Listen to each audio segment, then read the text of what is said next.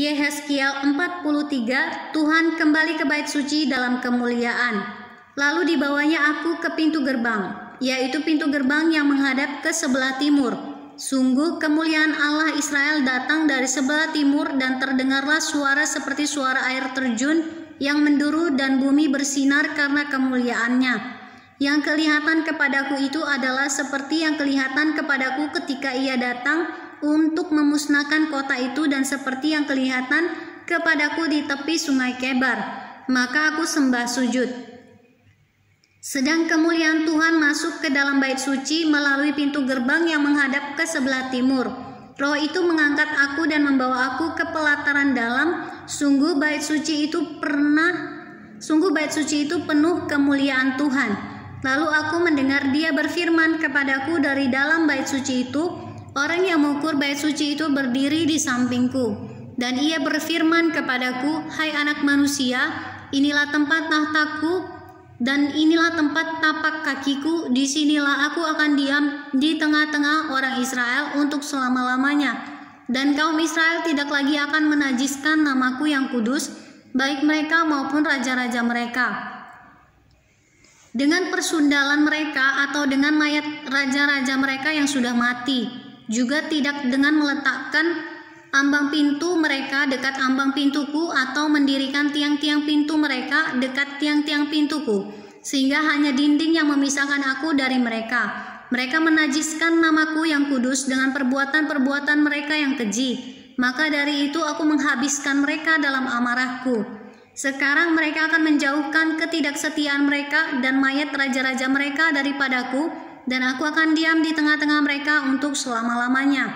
Maka engkau, hai anak manusia, terangkanlah kepada kaum Israel tentang bait suci ini, agar mereka menjadi malu melihat kesalahan-kesalahan mereka, juga bagaimana bait suci itu kelihatan dan rancangannya.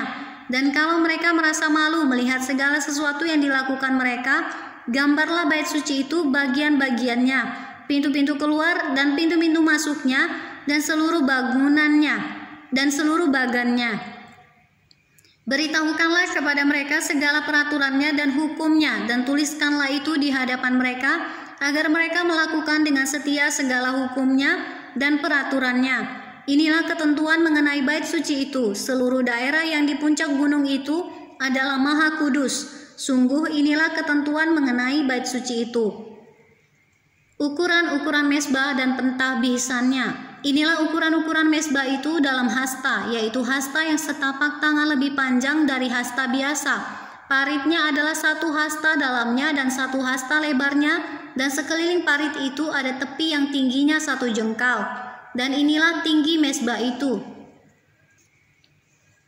Dari parit yang di dalam tanah sampai jalur keliling yang terbawah adalah 2 hasta, dan lebar jalur keliling itu adalah 1 hasta. Dari jalur keliling yang terbawah sampai jalur keliling yang di atas ada 4 hasta, dan lebar jalur keliling itu 1 hasta juga. Tempat perapian itu adalah 4 hasta tingginya, dan dari tempat perapian itu muncul ke atas 4 tanduk. Tempat perapian itu panjangnya 12 hasta dan lebarnya 12 hasta, jadi 4 persegi. Jalur yang mengelilingi perapian itu panjangnya 14 hasta dan lebarnya 14 hasta, jadi 4 persegi juga. Sekeliling mezbah itu ada parit yang 1 hasta lebarnya, dan sekeliling parit itu ada tepinya yang setengah hasta lebarnya. Tangga mezbah itu adalah sebelah timur. Lalu ia berfirman kepadaku, "Hai anak manusia, beginilah firman Tuhan Allah. Beginilah peraturan mengenai mezbah itu. Ketika sudah selesai dibuat dan hendak mempersembahkan korban bakaran di atasnya dan menyiramkan darah padanya, berikanlah kepada imam-imam orang Lewi dari keturunan Zadok seekor lembu jantan muda untuk korban penghapus dosa. Sebab merekalah yang boleh mendekat kepadaku untuk menyelenggarakan kebaktian. Demikianlah firman Tuhan Allah.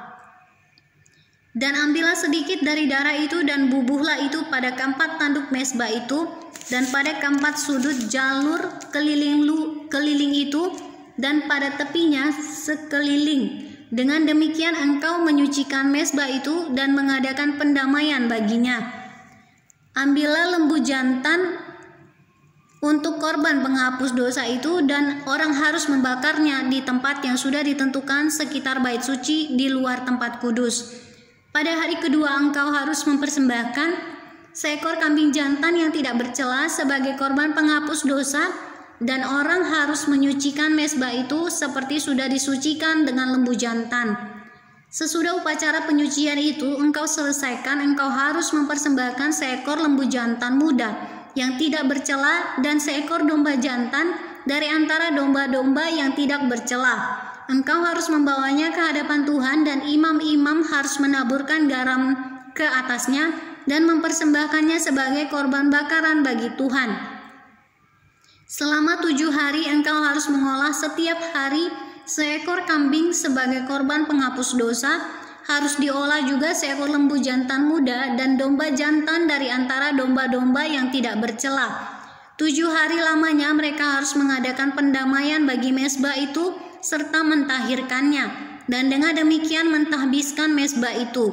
Sesudah hari-hari itu berakhir, maka pada hari ke-8 dan seterusnya imam-imam akan mengolah korban-korban bakaranmu dan korban-korban keselamatanmu di atas mezbah itu, dan aku akan berkenan kepada kamu. Demikianlah firman Tuhan Allah.